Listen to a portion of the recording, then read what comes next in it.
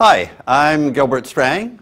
I teach at MIT, a wonderful job, and I get to teach you today about quadratics. So let me say, what is a quadratic?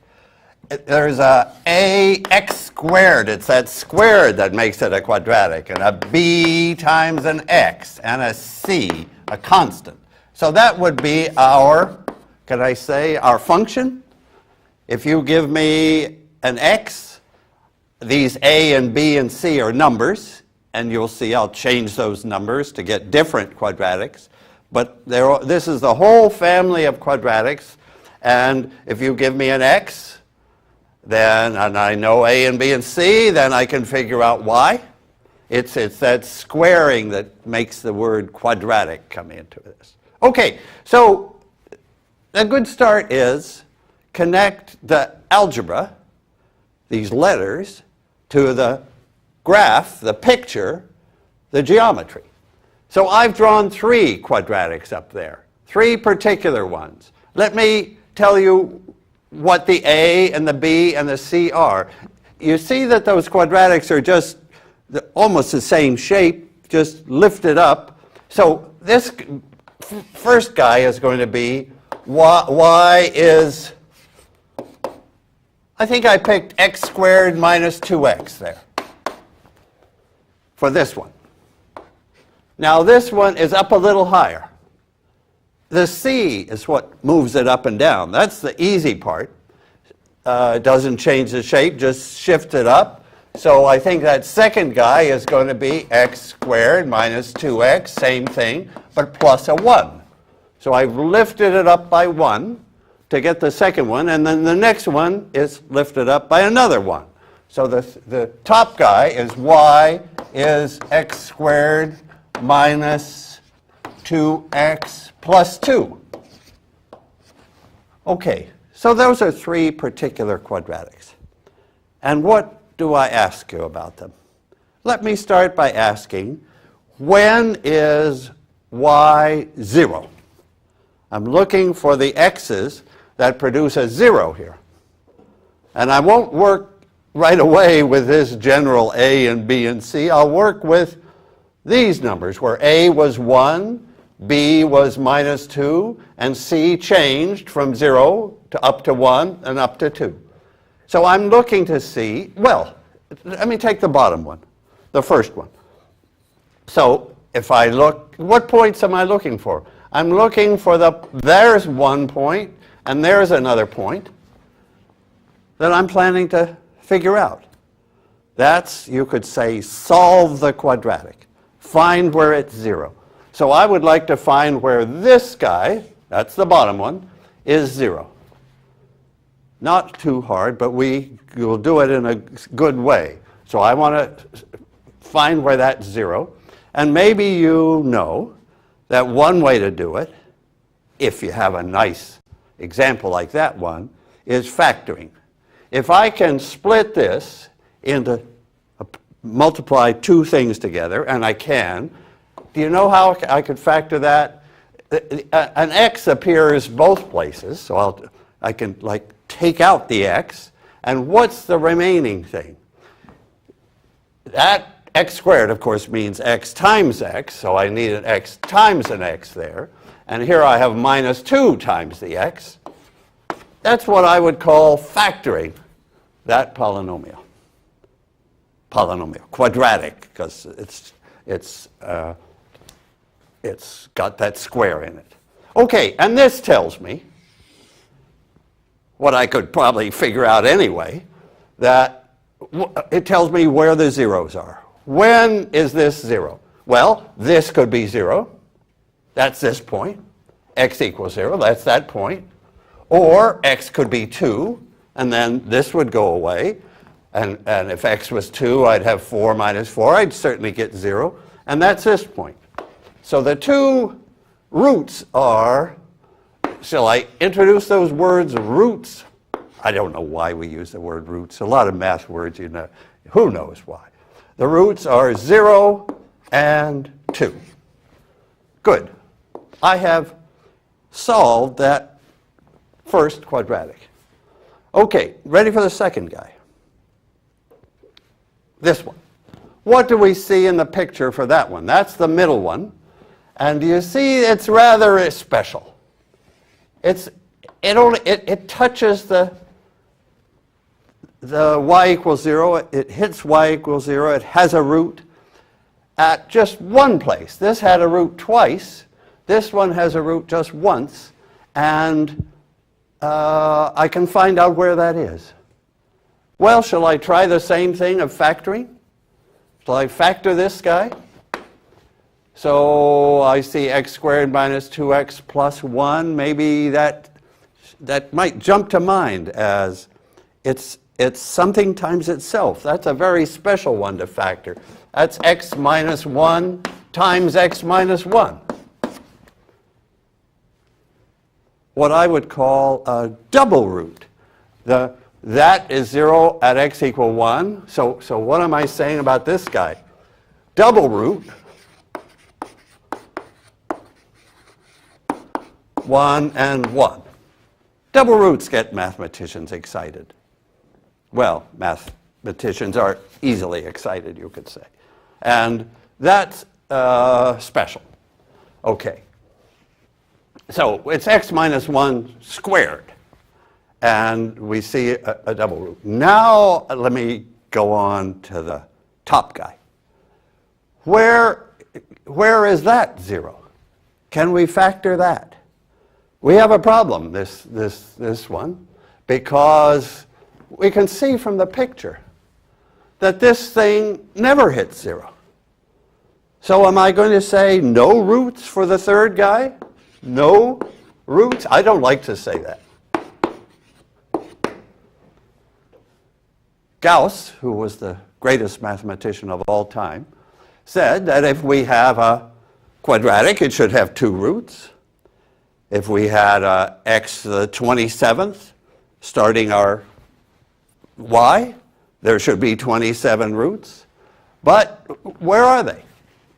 Okay, and if you might say, well, just factor and find them. Well, of course, I can see from the picture I'm not going to find them. If I try to factor this in this way or this way, I don't succeed. What's up here? What's up with this case where the quadratic is up there? So let me pause here and give you a chance to think what to do. To see what the problem is. Maybe think of another example. Let me suggest some other examples, some different A, B, and C. Suppose I take A to be minus 1. That will change the picture completely. With that minus sign, my quadratic is going to go downwards. It'll be like throwing a ball in the air and having it come down. It's going to go that way. And let me take, say, 4x here. And I don't know what to take as C. Let me take 9. That seems a pretty big number. I don't know if that has any roots. I don't know if you could graph it, but you could sure try. So have a try, and then I'll see you in a minute.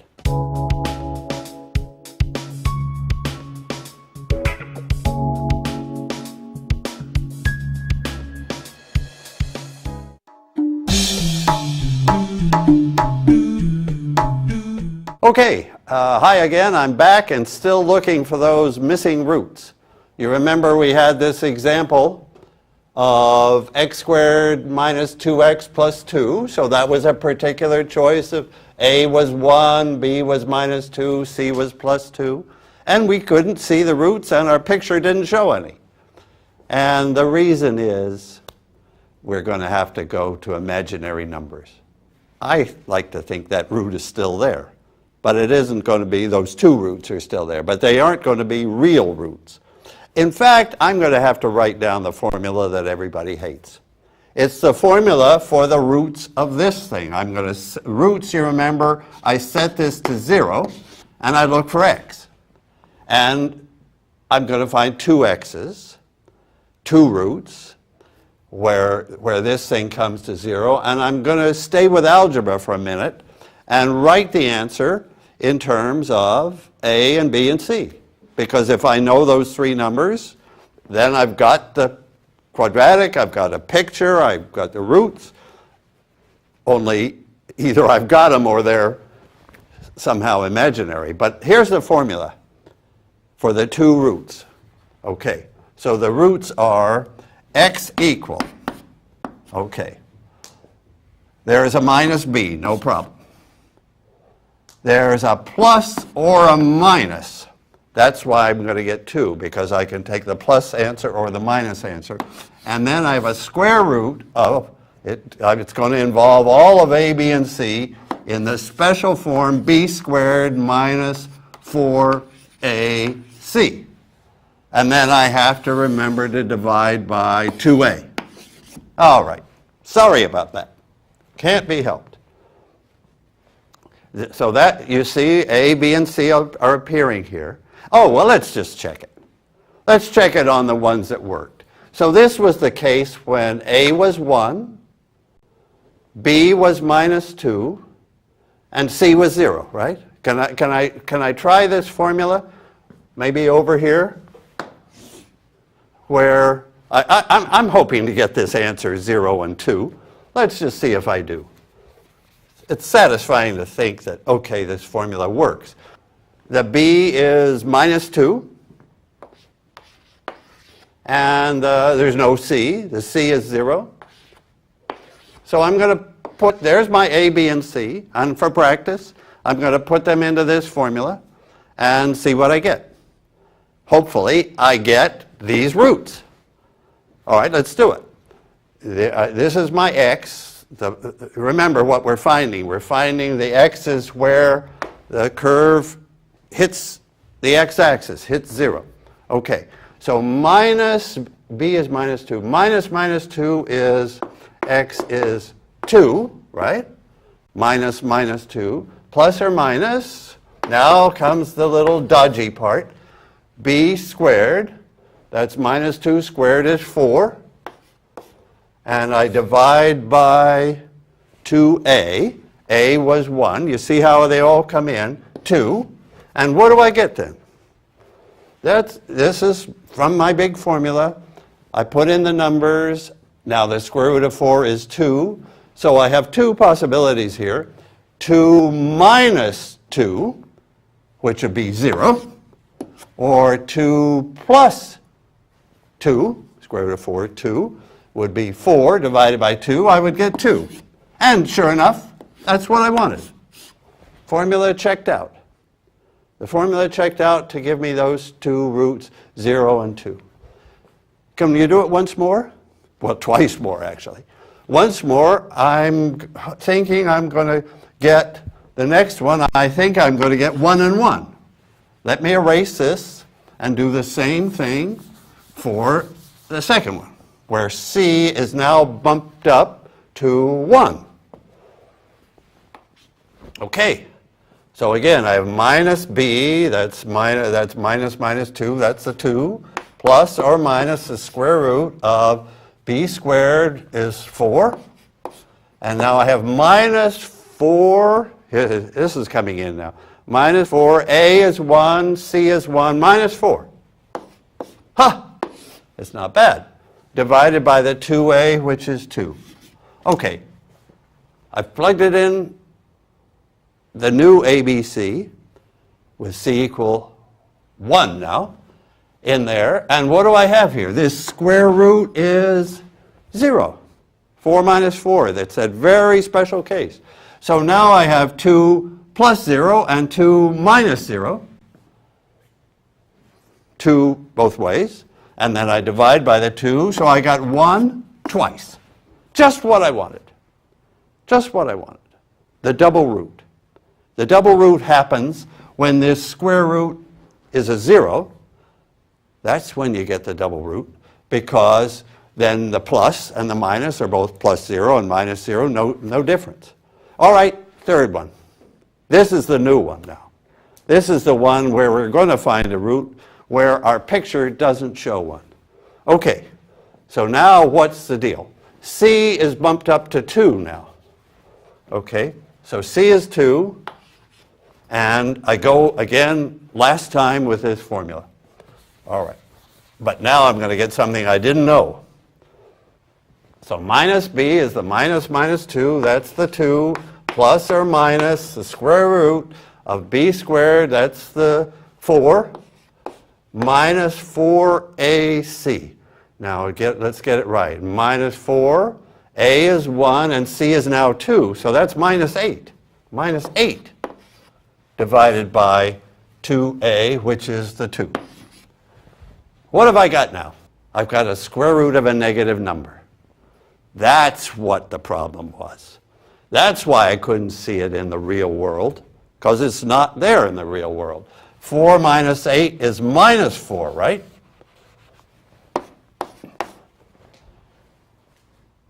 So what's the square root of minus 4? What's the square root of minus 1? That's where we're going imaginary. The square root of minus 1, there isn't any real square root of minus 1. So we invent one. I for invent, I for imaginary. So the square root of minus 1, can I write that great fact up here? The square root of minus 1, we're going to say is I. I for imaginary. Now here I've got the square root of minus 4. Well, the square root of the 4 is 2. It's the minus 1 that's making me imaginary. So this for me is 2i. 2 plus or minus 2i divided by 2. Why 2i? Because if I square, what's the square of 2i? Let's just check this out. What is the square of 2i? I squared is minus 1. I can put up here, I squared is minus 1. And 2i squared, so I have the 2 twice, that's the 4. The I squared is the minus 1, it's the minus 4. That's what I wanted. That's why that square root is 2i. Now, I get to cancel the 2's. Can I just do that?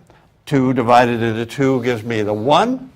2 divided into that 2 gives me the 1. Look what I've got. 1 plus or minus I. 2 roots. As we hoped, as Gauss was sure we would find, 1 plus I is a root, 1 minus I is the other root.